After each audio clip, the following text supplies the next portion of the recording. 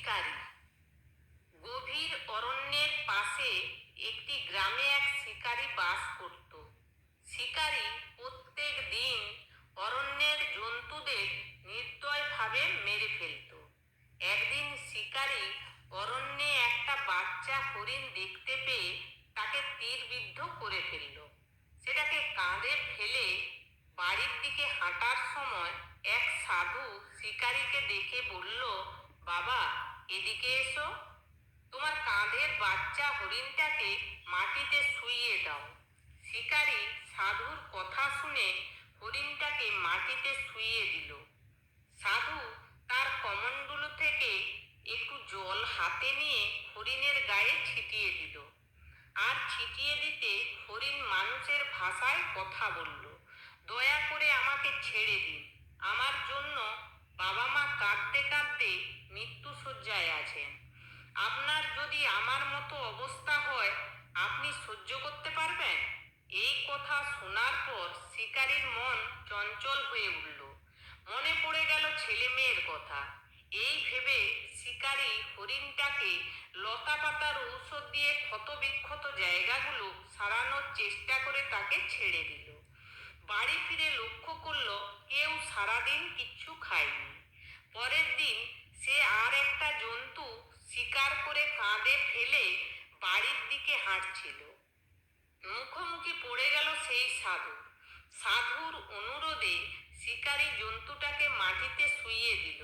সাধু কমণ্ডলীর জল তার উপর পড়ার সঙ্গে সঙ্গে জন্তুটি মানুষের ভাষায় বলল, আমি আমার গর্ভবতী স্ত্রীর জন্য খাদ্যের সন্ধানে বেরিয়েছিলাম।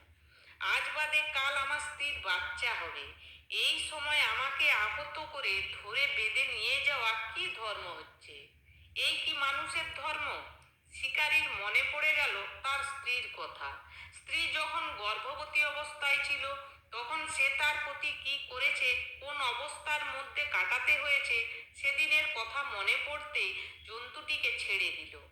তারপর বাড়ি ফিরে দেখে তার স্ত্রী ছেলেমেয়েরা সারাদিন না খেয়ে তার পথ চেয়ে বসে আছে। তখন এক মুহূর্ত বিলম্ব না করে সাধুর কাছে গেল।